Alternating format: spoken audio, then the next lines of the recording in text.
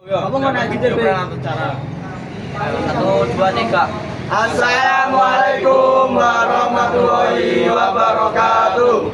Kita dari kelompok 8 jadi damel video bahasa Jawa tentang bagaimana menjadi pranatacara yang baik dan benar. Kami kulo dari Maulana, kulo Adit Pratama, Kulo Ahmad Renbergi, kulo Muhammad Dian Saputra, kulo Muhammad Dani Purwanto, kulo Ahmad Dodi Santoso.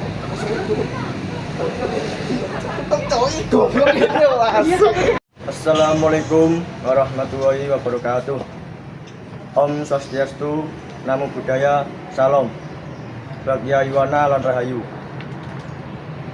Nuwun dumateng para pinisepuh aji sepuh ingkang tuhu kula pakteni. Dumateng Bapak Ibu Sinadahan saha para tamu sedayanipun ingkang mirantu ing pakurmatan. Saderengipun kaperenga kula ngaturaken kasungan lan kawilujengan dumateng panjenengan sedaya. Sugeng dalu sugeng pepanggihan saha sugeng lelegan. Mugi karayon ketentreman tuwin bagian tansah kasetria ing panjenengan sedaya. Awit saking si tuntunan saha pangayomaning Gusti ingkang Maha Mira. Puji syukur alhamdulillah sumangsa kita aturaken dumateng ngarsanipun Gusti Allah Subhanahu wa taala ingkang tansah paring kanugrahan dumateng kita sedaya. Tetemah ing titi wanci punika kula panjenengan saged kempal manunggal, saged sapenjong sajagong lan sapatemong in dalemipun Bapak Hadi Sunaryo kanthi boten pagi beda punapa. Bapak, Ibu, saha para rawuh sedayinipun ingkang kula bangga mulya.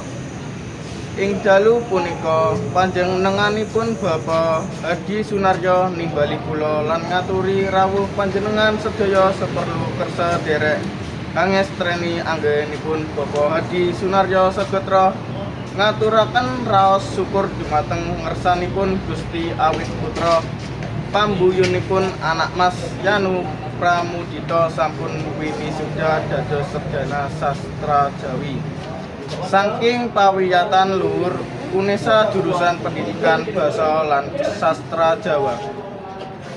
Bapak, Ibu saha para rawuh sedayinipun ingkang minulya, kula minangka pranatacara kaperenga ngaturaken rantaman tata cara ingkang badhe kelempahan ing pepanggihan punika. Wondene rantaman tata cara iki ingkang sampun kerajik inggih punika.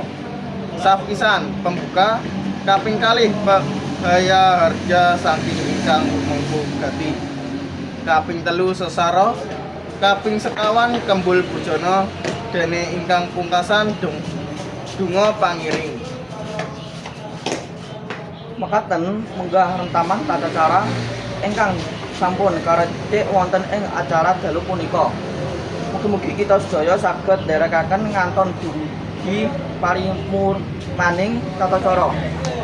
Bapak, Ibu saha para kadang sinedan ingkang bagya mulya, tumrap sing ngrasuk agama Islam bisa gunakake iki. Semangga pepanjenenganipun punika kita bisa kanthi maos basmalah sarengan.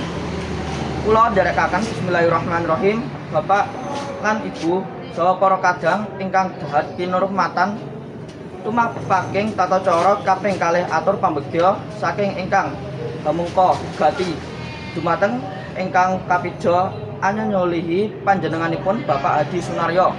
Kula sumanggaaken para lenggah ingkang tansah satu luhur ing budi.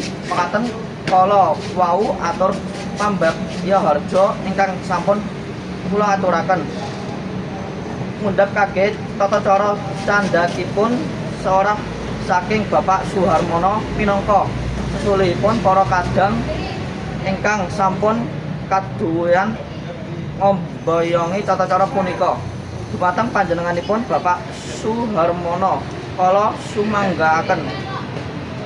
Matur agungipun kawula aturaken dumateng panjenenganipun Bapak Suharmono ingkang sampun paring dawuh pandikan dumateng kita sedaya, utamanipun kagem anak Mas Yanu Prumodito ingkang nembe wisuda lolos sarjana sastra Jawi. Muga-muga saged ambibui greget anggenipun badhe anepake gesang ing bebrayan.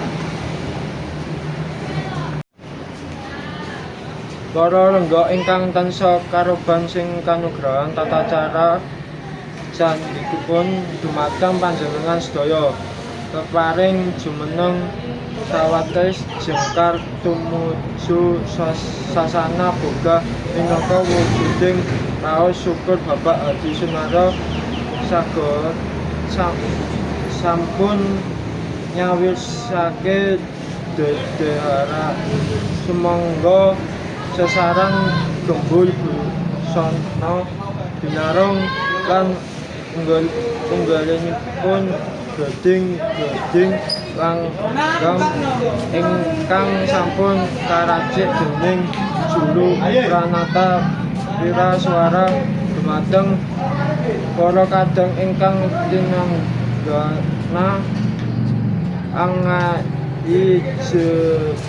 jejiban kula sumanggaaken dumateng para tamu sedahan sumangga sami anggarap dedaharan ingkang sampun kasampatake. Bapak Ibu tuwin para kadang ingkang minulya, sejatipun tata cara kebusana sampun purna. Sumangga kita lanjengake tumapaking tata cara cadhakipun inggih punika dongap pamuji dumateng panjenenganipun Bapak Ahmad Munzaki keparengan ngarirani sumangga. Bapak Ibu para kadang kakung miwah putri ingkang setya tuhung ngrestani kepanggihan punika kanthi donga pamuji kala wau purna. Matian lan wasaning tata cara sampun kita lampahi sesarengan.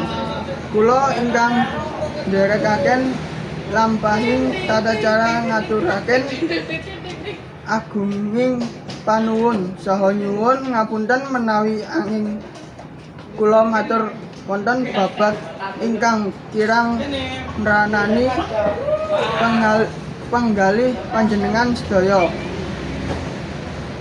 Ing wasana ngaturaken sugeng dalu, sugeng kondur lan sugeng pisahan. Wassalamualaikum warahmatullahi wabarakatuh.